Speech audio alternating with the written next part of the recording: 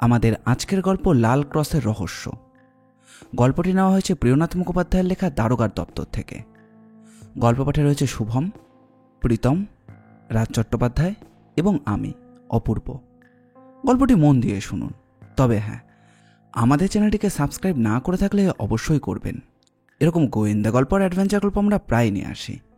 তাহলে আর বেশি দেরি না করে চলুন শুরু করা যাক। আরে এই সামান্য একটা ব্যাপার নিয়ে আপনি যে কেন এমনভাবে উত্তেজিত হয়ে পড়েছেন সেটাই কিন্তু আমি বুঝতে পারছি না উপেন্দ্রবাবু।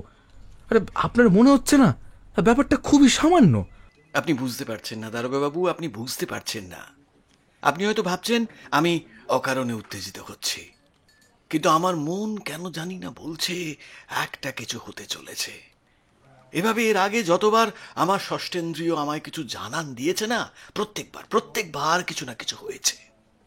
আমি চেয়ার ছেড়ে উঠে ঘরের ভিতর খানিকটা পায়চারি করে নিলাম। জানলা দিয়ে সকালের রোদ এসে ঢুকেছে ঘরের ভিতর। আমি বললাম, আরে দাগটা তো অন্য কেউ দিয়ে থাকতে পারে। দেখা গেল এই দাগটা যে দিয়েছে সে হয়তো কোনো কাজের জন্যই দিয়েছে, কিংবা বাচ্চা কোনো ছেলেমেয়ের কাজ। আরে অনেক সময় বাচ্চা ছেলেমেয়েরা এমনভাবে দেওয়ালের গায়ে দাগ দিয়ে থাকে। আরে এটা কোনো অস্বাভাবিক ব্যাপার নয়। প্রথম কথা হলো, আমার বাড়িতে বাচ্চা ছেলে বা মেয়ে কেউই নেই। আমার একা সংসার। আমার বাড়িতে আমার কাজের লোক, রান্নার লোক এবং ওই সর্বক্ষণের সঙ্গী রঘুবংশী ছাড়া আর কেউ থাকে না। আর তাই ওই দাগ যে বাইরে থেকে কেউ এসে দিয়েছে সে কথা আমি হলপ করে বলতে পারি, হলপ করে। তার মানে আপনার বাড়িতে বাইরের থেকে কেউ এসে দাগটা দেওয়ালের গায়ে দিয়ে গেছে। কিন্তু এর কারণ কি হতে পারে বলে আপনার মনে হয়? হ্যাঁ, কারণ অনেক কিছুই হতে পারে। যেমন কেউ হয়তো নিশ্চিত করতে পারে যে ওটা আমার বাড়ি, কিংবা ওটা আমাকে কোনো রকম টার্গেট করার জন্য। এগুলো কি হতে পারে না? বোধহয় আপনি একটু বেশি কল্পনাপ্রবণ হয়ে পড়েছেন উপেন্দ্রবাবু। দেখুন, তেমন কিছুই হয়তো নয়। আপনার কাজের লোকটিকে বলুন দাগটা মুছে ফেলতে, তাহলেই তো হয়ে যায়। তাছাড়া আর কোনো সম্ভাবনা আছে বলে আমার তো মনে হচ্ছে না। নেহাত যদি কোনো হুমকি চিঠি পান কিংবা সন্দেহজনক কাউকে দেখতে পান আশেপাশে, তখন না হয় আমায় বলবেন, আমি যাবখন। বুঝতে পারলাম উপেন্দ্র রায়ের মুখটা কেমন যেন হয়ে গেল। তিনি চেয়ার ছেড়ে উঠে নিজের থুতি সামলাতে সামলাতে বললেন, আমি বুঝতে পারছি যে আপনি এই ব্যাপারটাকে সত্যি খুব সহজভাবে নিচ্ছেন। মনে করছেন আমি মশকরা করছি আপনার সাথে। ব্যাপারটা গুরুত্বপূর্ণ বলে মনে না হলে একটা সামান্য ব্যাপার নিয়ে এত চিন্তা আমি করতাম না। তবে এটা জানবেন যে উপেন্দ্র রায় কখনো ভুল কথা বলেনি দারোগাবাবু, বুঝলেন? আমি চললাম, নমস্কার। গড়গড় করে বেরিয়ে যাওয়া যাকে বলে, ঠিক তেমনভাবেই উপেন্দ্র রায় আমার অফিস ঘর থেকে বাইরে বেরিয়ে গেলেন। গলা তুলে দারোয়ানকে ডাকলাম, বললাম, বিকেল পর্যন্ত আমি একটু কাজ করব। বাইরে কেউ দেখা করতে এলে বলবে আমি বাড়িতে নেই, ঠিক আছে? দারোয়ান মাথা নাড়িয়ে চলে গেল। দরজা জানলা সমস্ত কিছু বন্ধ করে দিলাম।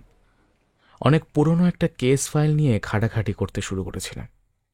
যে ব্যাপারটা নিয়ে নাড়াচাড়া করছিলাম সেটাও বড় অদ্ভুত। মাত্র 1 মাসের মধ্যে কলকাতা শহরের 2 প্রান্তে 2টো খুন হয়েছে। 2টো খুনের ক্ষেত্রেই খুন হওয়া মৃত ব্যক্তিদের বুড়ো আঙুলটা কাটা। কিন্তু মৃত্যুটা বড় আঙুল কাটায় হয়নি, মৃত্যু হয়েছে দম আটকে। অথচ শরীরে কোনো আঘাতের চিহ্ন মাত্র নেই। অর্থাৎ অন্য কোনো উপায়ে শ্বাসরোধ করে মারার পরে তাদের বুড়ো আঙুল কেটে নেওয়া হয়েছিল। ব্যাপারটা নিয়ে তখন পুলিশ নড়েচড়ে বসেছিল ঠিকই, অনেক তদন্ত হয়েছিল, কিন্তু কেসটার সমাধান হয়নি। সারা রাত জেগে কেসটা পড়ছিলাম। তারপর ওখানেই কখন যেন চোখটা লেগে গেছিল। কিন্তু পরদিন সকালে যখন খবরটা পেলাম তখন স্তম্ভিত হয়ে গেলাম। সকালে ঘরে বসে আছে, দারোয়ান এসে খবর দিল একটা লোক আমার সঙ্গে দেখা করতেছে। দারোয়ানের তাকে দেখে মনে হয়েছে কোনো বাড়ির কাজের লোক গোছের কিছু একটা। মনে মনে একটু রুষ্ট হলাম। এখন শেষে কাজের লোকের সঙ্গে দেখা করতে হবে। কিন্তু তারপরে কি যেন মনে হতেই দারোয়ানকে বললাম তাকে ভিতরে আসতে বলতে। লোকটি ভিতরে এলো। গলায় একটা গামছা, পরনের পোশাক নিম্নমানের বলা যেতে পারে, মাথায় লম্বা চুল, চোখে মুখে উদাস দৃষ্টি, চোখের কোণে জল চিকচিক করছে। সে এগিয়ে এসেই আমার পায়ের উপর প্রায় লুটিয়ে পড়তে গেল। সে বলল, দারোগা বাবু, আমার বাবুকে ওরা রাতের বেলা খুন করে গেছে। দেখো, এই ব্যাপারটা যদি সত্যিই হয় তাহলে তুমি পুলিশের কাছে আগে যাও। এ ব্যাপারে আমার থেকেও তো বেশি সাহায্য পাবে থানায় গেলে, কারণ আমাকেও সেই থানাতেই খবর দিতে হবে আগে, তারপর তদন্ত হবে। হ্যাঁ, থানায় খবর দেওয়া হয়েছে, পুলিশও আসবে, কিন্তু তার আগেই আমি আপনার কাছে এসেছি, কারণ বাবু বলে গিয়েছিলেন কোনো ক্ষতি যদি হয়ে যায় তাহলে যেন আপনাকে এই খবরটা জানাই। আচ্ছা, তোমার বাবুর নাম কি? লোকটি প্রায় কেঁদেই ফেলেছিল। কান্না ভেজা গলায় কোনো রকমে দুবার ফোঁপাতে ফোঁপাতে বলল, আগে বাবুর নাম উপেন্দ্র রায়। আমি দাঁড়িয়েছিলাম, তার এই কথা শুনে সোজা মুখ তুলে তাকালাম তার দিকে। দারোগাবাবু, আমার কিন্তু দেখে মনে হচ্ছে কাজটা রাতের বেলা করা হয়েছে। তাছাড়া মাথার পিছনে ভারী কিছু দিয়ে আঘাত করে প্রথমে তাকে অজ্ঞান করে নেওয়া হয়েছিল। দেখতেই তো পাচ্ছেন, ঘরের দরজা খোলা, গোটা ঘর তছনছ করা হয়েছে, এমনকি আলমারিটাও ভাঙা। এই সমস্ত কিছুই যে চুরির উদ্দেশ্যে করা হয়েছে সেটা তো বোঝাই যাচ্ছে। পোস্টমর্টমের রিপোর্টও তার মানে একই কথা বলবে। কিন্তু ওই কাজের লোকটিকে জেরা করে কি কিছু কি জানা গেছে? রঘুবংশী বড় ভেঙে পড়েছে। এবার সেটা সত্যি না তার নাটক আমি বুঝতে পারছি না। তার এবং আশেপাশের পাড়া প্রতিবেশীদের কথা অনুযায়ী সে প্রায় 20 বছরের ওপর এই বাড়িতে আছে। এই সময় যদি তাকে এই বাড়ি ছাড়তে হয় তাহলে তার আর কোথাও যাওয়ার জায়গা নেই। দেশে ফিরেও নিজের ঘরবাড়ি লোকজনকে এখন খুঁজে পাবে কিনা তারও কোনো ঠিক নেই। তাই সে ভীষণ ভেঙে পড়েছে। তার সঙ্গে কথা বলে জানা গেছে রাতের বেলা সে কিন্তু তেমন কিছুই শোনেনি। আমি তখন এসব কথা ভাবছিলাম না, বারবার ঘুরছিল উপেন্দ্র রায়ের বলে যাওয়ার শেষ কথাগুলো। তিনি বলেছিলেন, আমি আমি আমি জানি না দারোগা বাবু, আমি জানি না আপনি আমার কথা কেন বিশ্বাস করছেন না। তবে তবে যদি আমার কিছু হয়ে যায় তখন কিন্তু আপনাকে আপনাকে আমার এই কেসটা দেখতে হবে। আমার দৃঢ় বিশ্বাস আপনি এই রহস্য উদ্ঘাটন করতে পারবেন। আপনারা তো পুরো বাড়িটা ঘুরে দেখেছেন, দেওয়ালের গায়ে কোথাও লাল রঙের ক্রুশ খুঁজে পাওয়া গেছে কি? এই কথায় পুলিশ অফিসার একটু অবাক হলেন।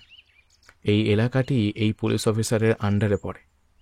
ভালো করে আরেকবার কনস্টেবল দিয়ে তল্লাশি করানো হলো, কিন্তু কোনো ক্রুশ চিহ্ন খুঁজে পাওয়া গেল না। অন্তত যেমনটা উপেন্দ্র রায় আমায় বলেছিলেন তেমনটা কোথাও নেই। এই সময় দেখলাম রঘুবংশী একটা চেয়ারের কাছে উবু হয়ে বসে রয়েছে। তার কাছে এগিয়ে গেলাম। পুলিশ অফিসার তখন অন্যদিকে কি একটা কাজে ব্যস্ত ছিলেন। আমি রঘুবংশীর কাছে গিয়ে দাঁড়াতেই তার চোখ মুখ আবার সেই আগের মতো একটা একটা দুঃখ দেখতে পেলাম। আমি বললাম, রঘুবংশী, আমার কিছু কথা আছে, একবার বাড়ির পিছনের দিকে চলো তো। দারোগা বাবু, বাবুকে আমি প্রথম দেখেছিলাম লাল রঙের ওই দেওয়ালের ওপর।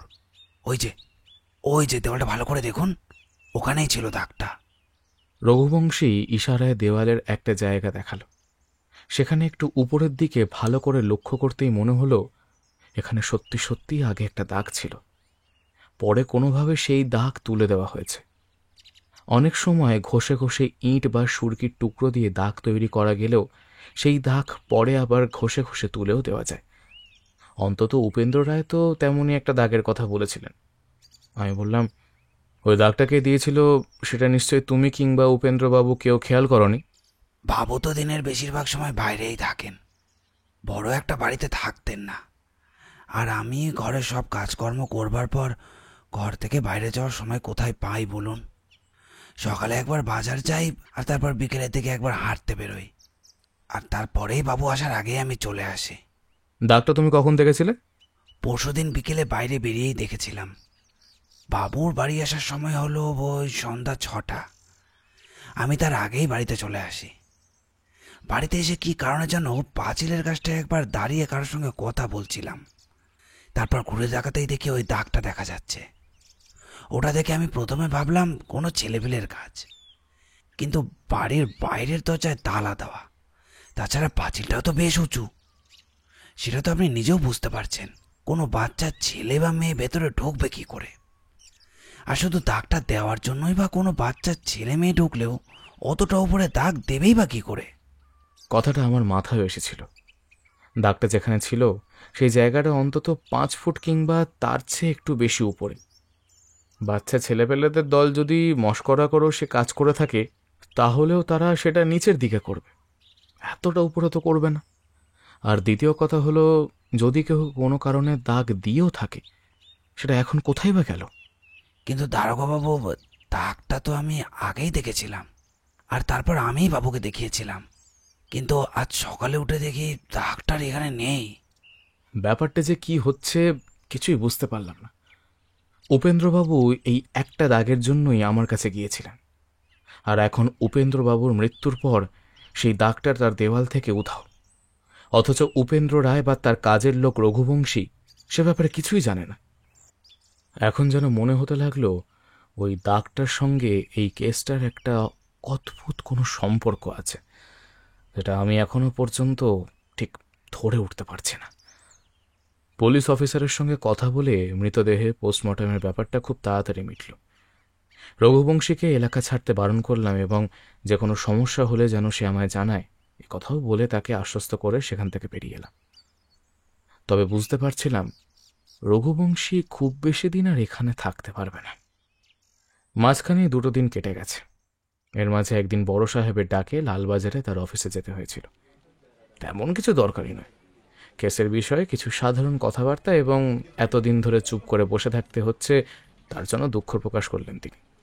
2-1 বার তাকে বলেছিলাম, দেখুন স্যার, আমি তো পুলিশের চাকরি করি, তাহলে কোনো থানায় যদি আমার পোস্টিং করতেন তাহলে সারাদিন বাড়িতে এভাবে থেকে কাজ করতে হতো না, তাতে আমারও ভালো হতো।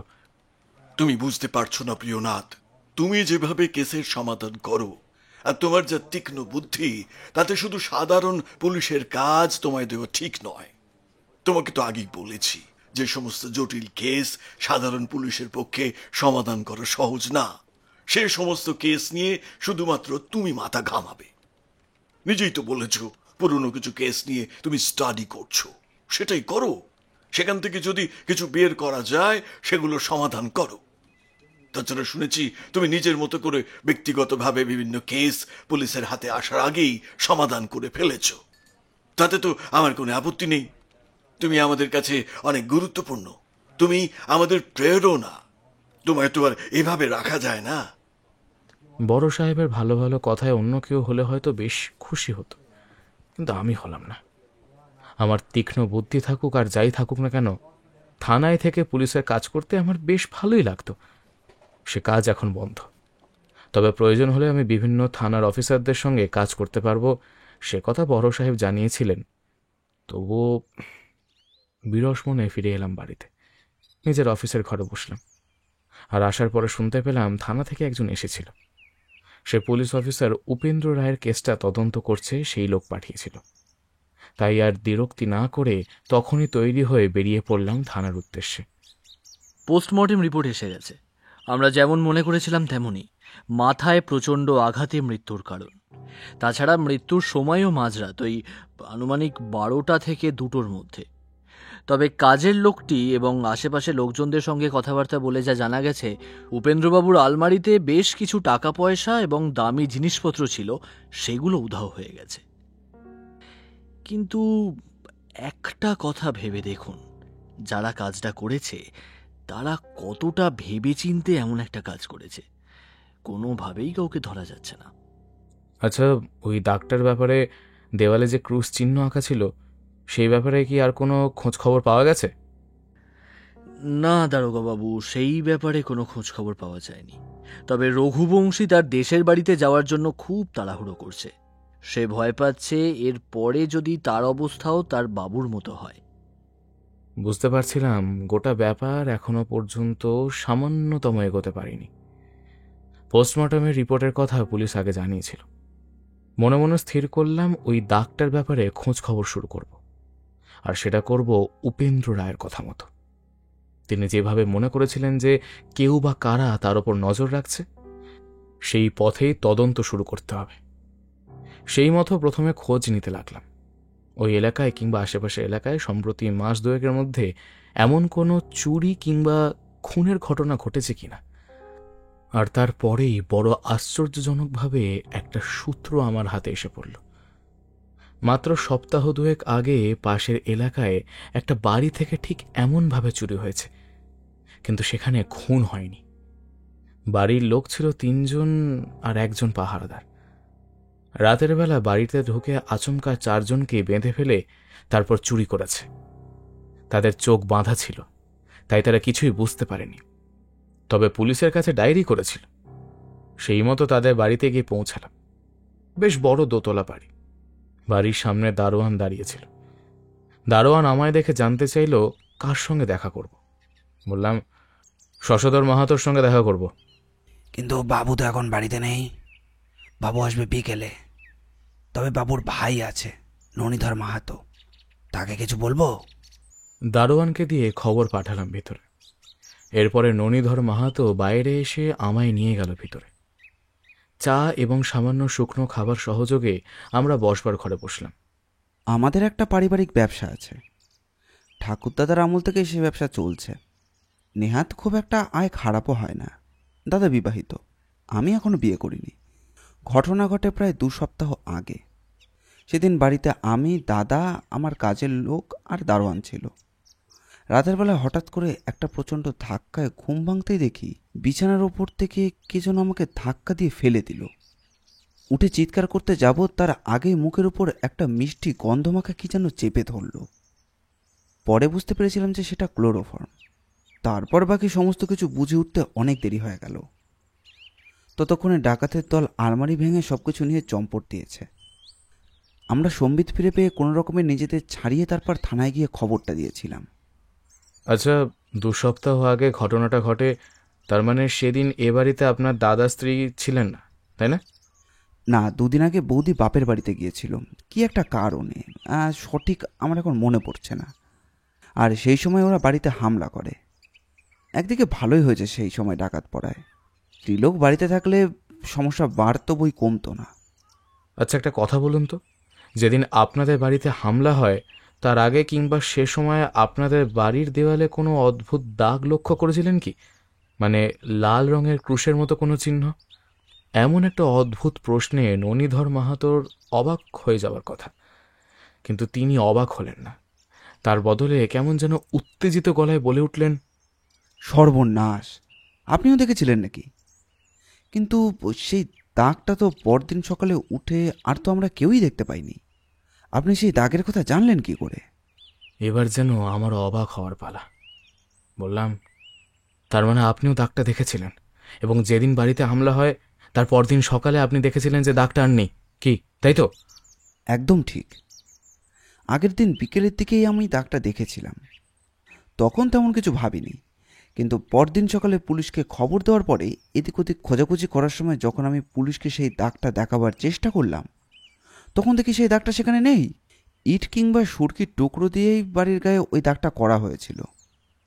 কিন্তু আসল সমস্যাটা হলো যে দাগটা যে ছিল তা আবার অতটা উঁচুতে। বেশ লম্বা মানুষ ছাড়া কারোর পক্ষে সেখানে হাত পাওয়ার কথা নয়। মনে মনে বুঝতে পারলাম সঠিক পথেই রয়েছি, যে পথে এই কেসটা অন্তত একটা দিকে যাবে। তাই ননীধর মাহাতোর সঙ্গে ঘর থেকে বেরিয়ে এলাম। বাড়ির ঠিক যেইখানটায় যে দাগটা ছিল সেখানটায় এসে দাঁড়ালাম। সত্যি দাগটা অনেকটা উপরে, 5 ফুটের চেয়ে একটু বেশি উপরে হবে। হাত বাড়িয়ে বুঝতে পারলাম যেখানে ননীধর মাহাতো দাগের কথা বলেছে সেখানে আমার হাত পৌঁছাতেও উঁচু করে দাঁড়াতে হবে। ননীধরবাবু তার জানা সব তথ্য মনে করে বলল, দাগটা যেন ইচ্ছে করে কেউ উঁচু করে দিয়েছে, যেন ওটা দাগ নয়, আসলে একটা সংকেত। সংকেত নয় ননীধরবাবু, ওটা আসলে হলো একটা চিহ্ন। ওই চিহ্ন দিয়ে আসলে কেউ হয়তো বুঝিয়ে দিতে চেষ্টা করেছিল যে এই বাড়িতে কিছু একটা হবে, কিংবা এই বাড়িতে কিছু একটা হতে হবে। আপনার দাদার সঙ্গে কথা বললে ভালো হতো। আমার দাদার সঙ্গে এ ব্যাপারে কথা বলে আপনার কোনো লাভ হবে বলে তো আমার মনে হয় না। দাদা আপনাকে কোনো সাহায্যই করবে না। আমার কথাগুলো যেন ননীধরবাবু ঠিক বুঝতে পারলেন না। তিনি অবাক হয়ে একবার আমার দিকে আরেকবার দেয়ালের দিকে সেইখানটায় তাকিয়ে রইলেন যেখানে আজ থেকে 2 সপ্তাহ আগে ইট অথবা সুরকি দিয়ে সেই লাল ক্রুশ চিহ্নটা আঁকা ছিল। তার মানে আপনি বলতে চাইছেন ওই দাগটা দিয়ে উপেন্দ্র রায়ের বাড়িতে কেউ একটা চিহ্ন তৈরি করে গিয়েছিল, যাতে সেটা দেখে অপরাধীরা সেদিন রাতের বেলা ওখানে হামলা করে। কিন্তু সত্যি সত্যি পুরো ব্যাপারটা একটু বেশি কল্পনাপ্রবণ হয়ে যাচ্ছে না? যেদিন দাগটা উপেন্দ্রবাবু দেখতে পেয়েছিলেন সেদিনই তিনি আমার কাছে এসেছিলেন। তখন আমি ব্যাপারটাকে খুব বেশি গুরুত্ব দিইনি, কিন্তু এখন মনে হচ্ছে আসলে ব্যাপারটা তাই।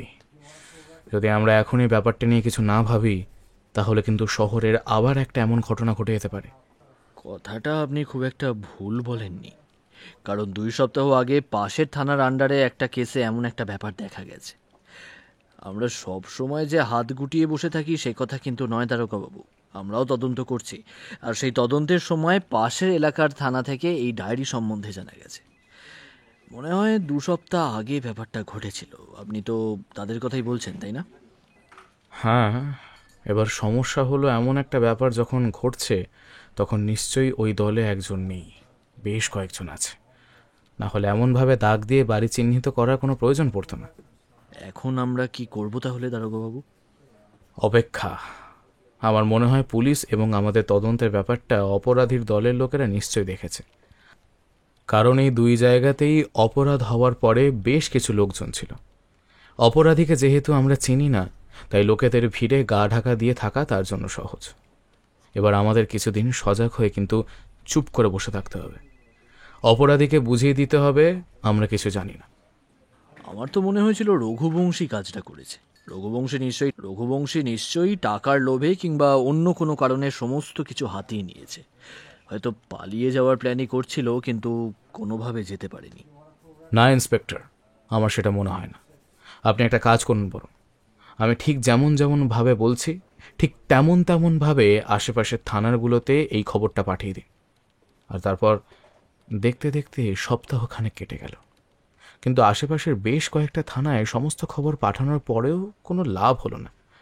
এমনকি নতুন করে কোনো বাড়ির দেওয়ালে সেই চিহ্ন ফুটে উঠল না। অন্তত তেমনটাই তো আমার মনে হয়। এর মাঝে একদিন ঘরে বসে নিজের কাজ করছি, এমন সময় আমার সঙ্গে দেখা করতে এলেন শশধর মাহাতো।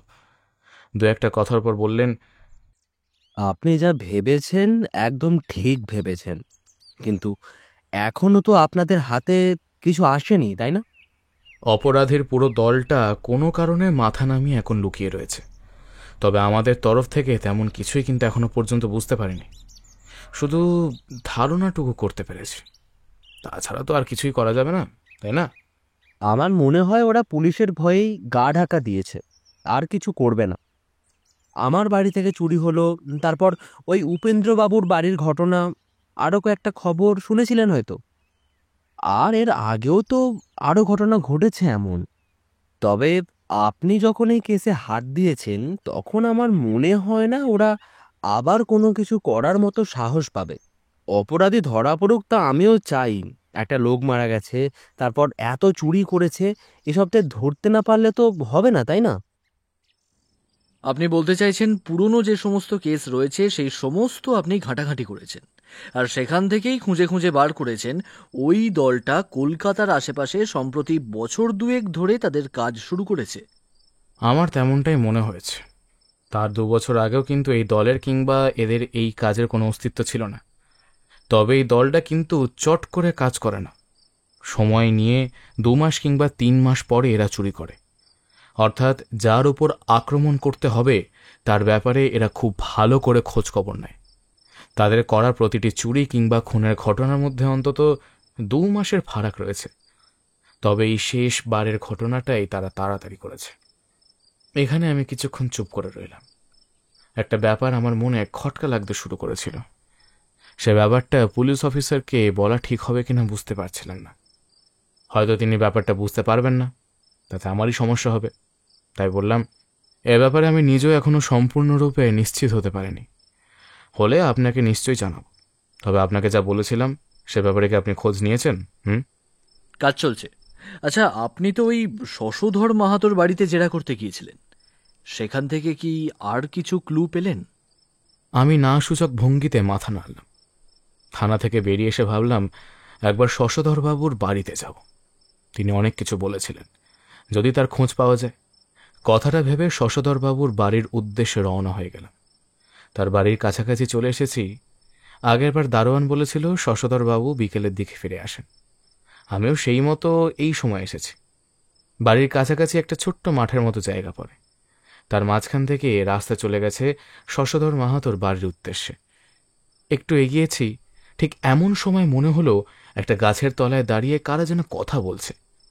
ওদিকটা অন্ধকার, বিকেলের পড়ন্ত সূর্যের আলোয় তবুও বোঝা গেল ওদের মধ্যে একজন ননীধরবাবু আর আরেকজনকে ঠিক বোঝা গেল না।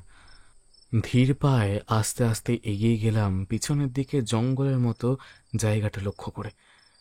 এখানে গিয়ে দাঁড়াতেই ওদের কথা অস্পষ্টভাবে শোনা গেল। ননীধরবাবু বললেন, এখন বেশ কিছু সময় চুপ করে থাকতে হবে, ঠিক আছে? যা হয়েছে হয়েছে, ওসব নিয়ে আর ভাবলে চলবে না। আমাদের নতুন করে প্ল্যান করতে হবে। অনেকটা লোকসান হয়ে যাবে। আমরা যেমনটা ভেবেছিলাম তেমনভাবে না চললে আরও অনেক দেরি হবে। দেরি হলে ক্ষতি নেই, কিন্তু একবার যদি সমস্ত কিছু জানাজানি হয়ে যায় তাহলে তাহলে যে কি হতে পারে তুমি বুঝতে পারছো? আমি যা বলছি তেমনভাবেই সমস্ত কাজ হবে। ওরা মাঝে মাঝে এদিক ওদিক তাকিয়ে দেখছিল। বুঝতে পারছিলাম এমন কোনো গোপন ব্যাপার নিয়ে আলোচনা চলছে ওদের মধ্যে, যেটা অন্য কেউ জানুক সে ব্যাপারে ওরা দুজনের কেউই চায় না। শুধু মন দিয়ে শুনবো ওরা কোন ব্যাপারে কথা বলছে। এই মুহূর্তে চুপ করে বসে থাকতে হবে সঠিক সময়ের জন্য, তাহলে যদি কিছু জানা যায়। কিছু বুঝতে পারছিলাম না। বারবার মনে হচ্ছিল শশধর মাহাতোর কথা। পারিবারিক ব্যবসা তিনিই দেখতেন, কিন্তু ননীধরবাবু তেমন কিছু করেন বলে তো শুনিনি। মাথায় একটা অদ্ভুত সম্ভাবনা হঠাৎ কোনো উকি দিল। ননীধরবাবুর সঙ্গে এই অদ্ভুত চুরির কোনো সম্পর্ক নেই তো? মানে যেই কেসের আমরা তদন্ত করে চলেছি সেই কেসের তো প্রায় মাসখানেক হয়ে গেল আর নতুন করে কিছু হয়নি। তাহলে কি ননীধরবাবু লোকটির সঙ্গে সেই বিষয়ে কথা বলছিল? মনের মধ্যে অনেক চিন্তা নিয়ে সেদিন চলে এলাম। শশধর বাবুর সঙ্গে দেখা হলো না, কথাও হলো না। বাড়িতে ফিরে এই অদ্ভুত কেসের ব্যাপারে আরও কয়েকটা সূত্র একটু একটু করে মেলাতে শুরু করলাম। এই 2 বছরের মধ্যে গোটা এলাকায় মোট 8টি বাড়িতে ডাকাতি এবং তার সঙ্গে খুন হয়েছে। প্রত্যেকটি বাড়িতেই টাকা পয়সা ছাড়াও দামি জিনিসপত্র অনেক ছিল। প্রত্যেকটা জায়গায় অপরাধীর দলে এমন একটা দিনে টার্গেট করেছে যেদিন সে বাড়িতে লোকজনের সংখ্যা কম ছিল। অর্থাৎ খুব সুযোগ বুঝে ভেবেচিন্তে আক্রমণগুলো করা হয়েছে। ননীধরবাবুর পক্ষে কাজটা কঠিন নয়, কারণ তার দাদার ব্যবসা রয়েছে, সে তাই নিয়ে ব্যস্ত থাকে। তাছাড়া তার কাছে অবসর সময় আছে, আর এই অবসর সময় কাজে লাগানো যেতে পারে এই চুরির পরিকল্পনা করতে। মনে মনে ঠিক করলাম বাড়ির দারোয়ানের সঙ্গে একবার কথা বলবো। বাবু তো সকাল সকাল বেরিয়ে যায়, ফিরতে ফিরতে সেই সন্ধ্যা হয়ে যায়। ছোটবাবু তো তেমন ঠিক থাকে না, তবে মাঝে মাঝে ছোটবাবু বাড়ির বাইরে বেশিরভাগ সময় থাকে, আবার কখনো কখনো বাড়িতেই থাকে। আচ্ছা ঠিক করে বলো তো, দিন কয়েক আগে, মানে যখন আমি তোমাদের বাড়িতে প্রথমবার এসেছিলাম সে সময় বা তার কয়েকদিন আগে তোমার ছোটবাবু কি এমন বাইরে গিয়েছিল? দারোয়ান অনেকক্ষণ ধরে মনে করবার চেষ্টা করল। পকেট থেকে একটা 100 টাকার নোট বার করে তার হাতে গুঁজে দিতেই সে সেদিকে একবার তাকিয়ে দেখল। তারপর বলল, হ্যাঁ, বড়বাবুর সাথে মাঝে মাঝে বাইরের লোক দেখা করতে আসে। বড়বাবু তাদেরকে নিয়ে মাঝে মধ্যে বাড়ির বাইরেও চলে যান।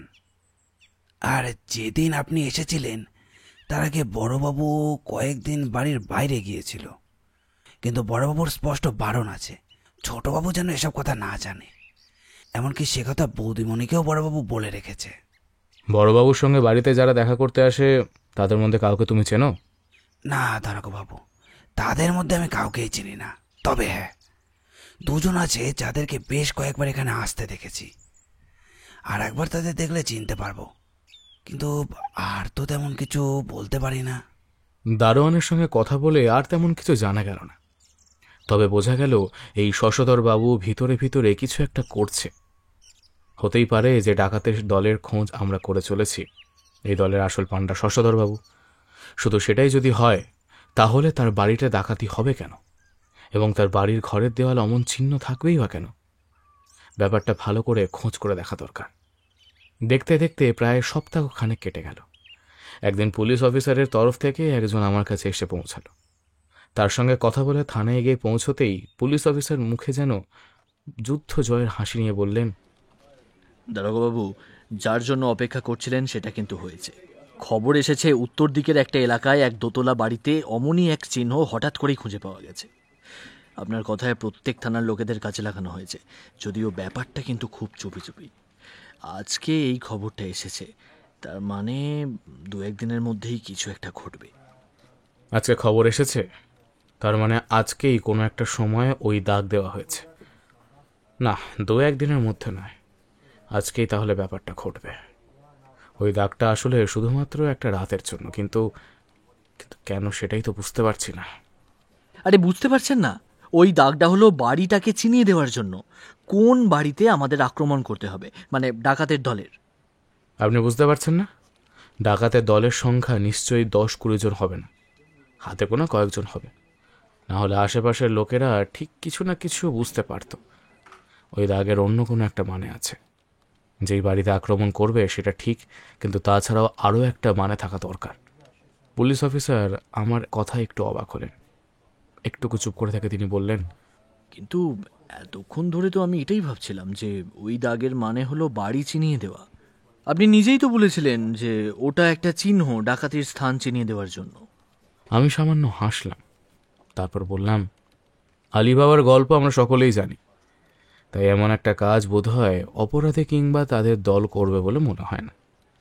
ওই চিহ্নের পিছনে অন্য কোনো একটা কারণ আছে, আর সেই কারণটা আমি বোধহয় একটু একটু করে খুঁজে বার করতে পেরেছি। দুটো কাজ আছে। প্রথমত, কয়েকজনকে নিয়ে একটা ছোট দল তৈরি করা, আর তার সঙ্গে যে থানার আন্ডারে ব্যাপারটা হচ্ছে সেই থানার পুলিশের সঙ্গে কথা বলে সেখানে একটা সাদা পোশাকের পুলিশের ছোট্ট দলের ব্যবস্থা করা। তাহলে এখন আমাদের কাজ? তারপর বাকি কোথায় কি করতে হবে সে সমস্ত কথা আমি বলে দেবো। তবে হ্যাঁ, সাবধান, খবরটা যেন বাইরে কোথাও না বের হয়। এবার আমি, পুলিশ অফিসার এবং তার সঙ্গে 2 জন কনস্টেবল নিয়ে সাদা পোশাকের একটা পুলিশের টিম ননীধর বাবুর বাড়ি যাওয়ার পথে সেই জঙ্গলের কাছে অপেক্ষায় রইলাম। একজন বেরিয়ে পড়ল, মাঝে মাঝে সে চক্কর দিয়ে আসতে লাগলো ননীধর বাবুর বাড়ির সামনে দিয়ে। এমন কোনো খবর পাওয়া গেল না। আমরা অপেক্ষা করছি। হঠাৎ এমন সময় দেখতে পেলাম কয়েকজন লোক ননীধর বাবুর বাড়ির সামনের পথ দিয়ে সামনের দিকে হেঁটে হেঁটে যাচ্ছে। যাদের বাড়িতে আজকে ডাকাতি হওয়ার কথা, সেই বাড়ির দূরত্ব এখান থেকে খুব একটা বেশি নয়, মিনিট 15 হেঁটে গেলেই সেখানে পৌঁছানো যাবে। তাদের দেখে পুলিশ অফিসার চাপা গলায় বললেন, ডাকাতের দল, এক্ষুনি আমরা হামলা করি, তাহলে ওরা কিচ্ছু করতে পারবে না। এখনই কিছু করতে হবে না ওদের, আগে ওই বাড়ি পর্যন্ত পৌঁছতে দিতে হবে, না হলে তো একটা ব্যাপার কিছুই তো বোঝা যাবে না।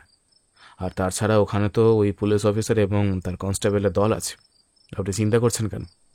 বুঝতে পারছিলাম অফিসার উত্তেজিত হয়ে পড়েছে, কিন্তু এই সময় ধৈর্য না ধরলে সমস্ত ব্যাপারটা পাঞ্চাল হয়ে যেতে পারে।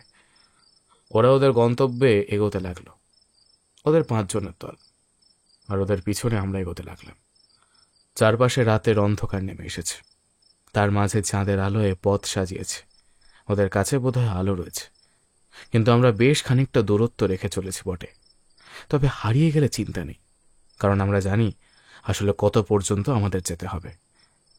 যে বাড়িতে দেওয়ালের গায়ে লাল রঙের ক্রুশ দেখা যাচ্ছে, সেই বাড়ির কাছাকাছি এসে দলটাকে থমকে দাঁড়ালো।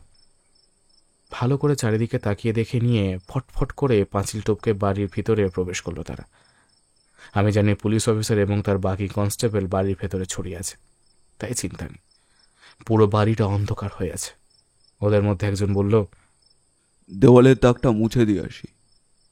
ওই ঘরেই তো আমাদের ঢুকতে হবে, দরজা ভেঙে কাজ করতে হবে। খবর নিয়েছি বাড়িতে আজকে 1 জনের বেশি কেউই নেই। তাহলে তো আমাদের কাজ আরো সহজ হবে। কিন্তু ওই বাড়িতে যে কাজের লোকটা ছিল সে কোথায় গেল? খবর নিয়েছি যে সে অসুস্থ, হাসপাতালে ভর্তি আছে। তাই তো আজকের কথাই বললাম। বাড়ির বাকি লোকেরা কি এক অনুষ্ঠানের জন্য যেন আত্মীয়ের বাড়িতে গেছে। আজকে বাড়িতে শুধু এই বাড়িরই মালিক রয়েছে। তাহলে তো খুব ভালো, আমাদের কাজটা আরো সহজ হয়ে গেল। তোরা আর দেরি করিস না, খুব সাবধানে ভাঙবি যাতে একটুও শব্দ না হয়। এরপর দলটা দরজার কাছে চলে গেল। সামান্য শব্দ করে দরজা ভাঙা হলো।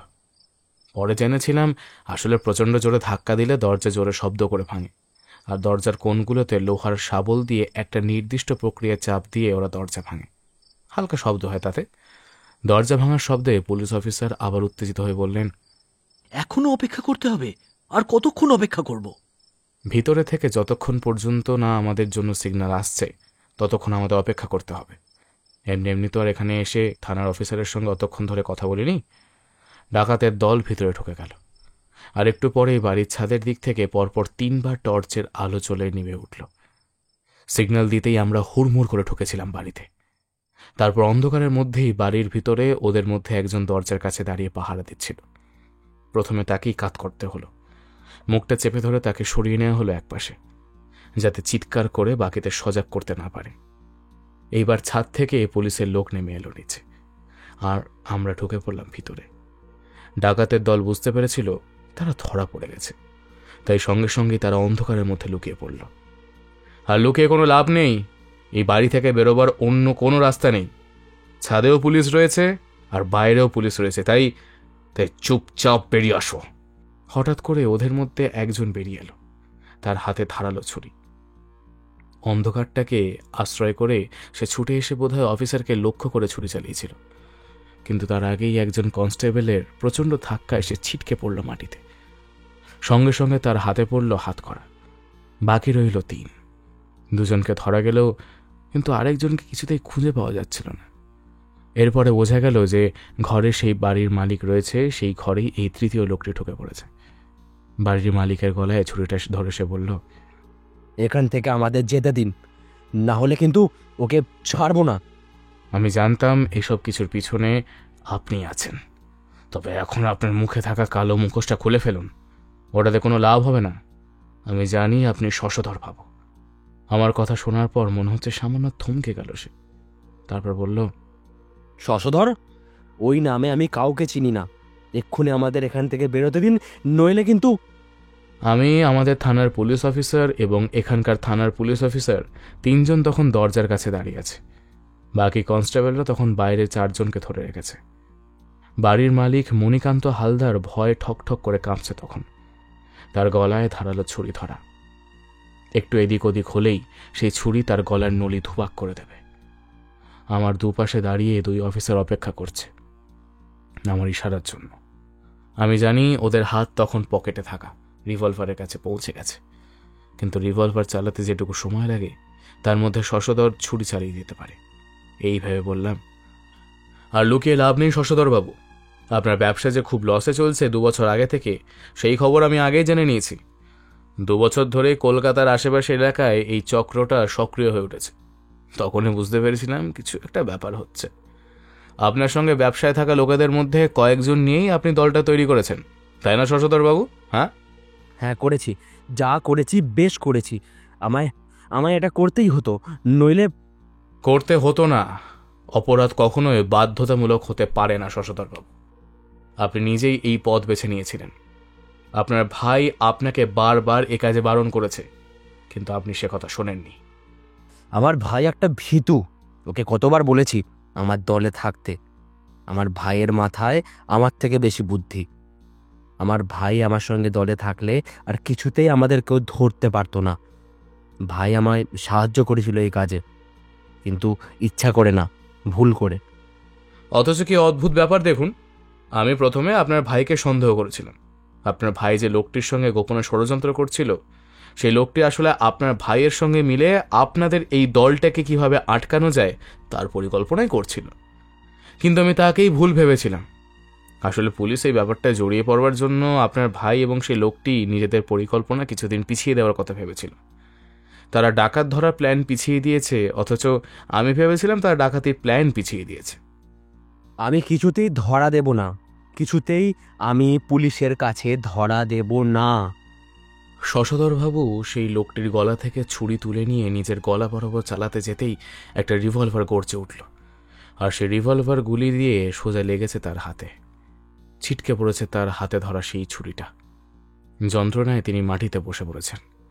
ঠিক সেই সময় একজন অফিসার গিয়ে তার হাতে প্রথমে হাতকড়া পরিয়ে দিল। তার মুখ থেকে মুখোশ সরিয়ে দেওয়ার সঙ্গে সঙ্গেই শশধরবাবুর মুখটা আমাদের সামনে ফুটে উঠল। একটা কথা কিছুতেই বুঝতে পারলাম না, ইনি তো আপনাকে সমস্ত খবরগুলো দিয়েছিল, এর আগে কোথায় কোথায় চুরি হয়েছে, কোথায় কি হয়েছে, কিন্তু সেটা কেন? নিজের প্ল্যানের উপর তার অতিরিক্ত ভরসা ছিল, তাই না শশধরবাবু?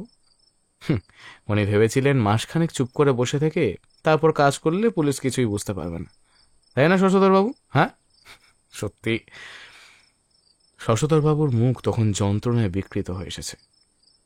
পুলিশের দল তাদের সবাইকে নিয়ে চলে গেলে আমি আর আমার এলাকার সেই পুলিশ অফিসার ফেরার পথ ধরলাম। তার সঙ্গে ছিল আমাদের কনস্টেবল। পথে চলতে চলতে অফিসার বললেন, আপনি কি সত্যি সত্যি ননীধর বাবুকে প্রথমে সন্দেহ করেছিলেন? তথ্য প্রমাণ এবং নিজের কানে শোনা সমস্ত কথা সবকিছু তার বিরুদ্ধে ছিল, কিন্তু পরে শশধরবাবুর উপর সন্দেহটা হয় একটা অদ্ভুত কারণে।